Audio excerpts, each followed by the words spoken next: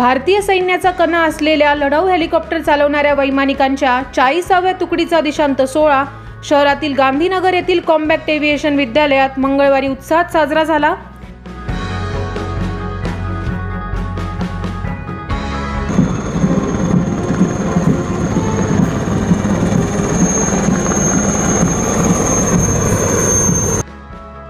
शिस्तबद्ध पडणारी पावलं, अभिमानाने भरून आलेले ऊर, देश सेवेसाठी सज्ज झालेले तरुण अशा वातावरणात शहरातील गांधीनगर येथील कॉम्बॅक्ट एव्हिएशन स्कूलमध्ये 40व्या तुकड्याचा दीक्षांत सोहळा पार पडलाय।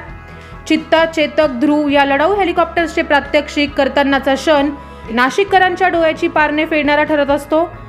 गांधीनगर लष्करी तळावर युद्धभूमीचा थरार अनुभवायला मिळतो।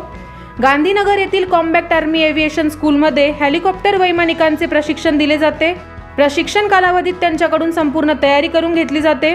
यामध्ये शत्रूंवर हवाई हल्ला करणे, जमिनीवर सैन्यांना रसद पुरवणे, जखमींना सुरक्षित ठिकाणी उपचारार्थ हलवणे आदीसह विविध बाबींचा सखोल ज्ञान दिले जाते।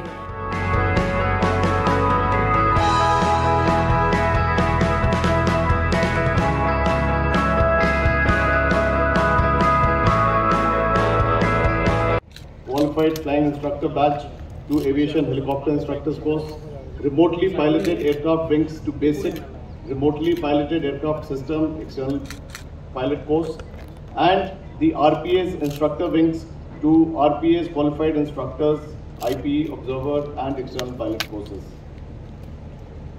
Army Aviation, from its humble beginnings in 1986, then equipped with only single engine helicopters, has today graduated into the arm of the future with state-of-art rotary wing platforms and RPAs.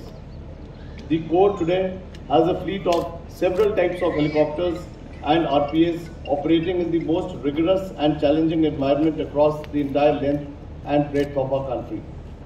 Our skilled aviators have also kept pace with our technological advancements, be it handling the complexities of twin engine and attack platforms, to SATCOM-enabled RPAs like the Hermes 900, which are going to be inducted into the fold. 9 News Maharashtra Bureau, Nasik.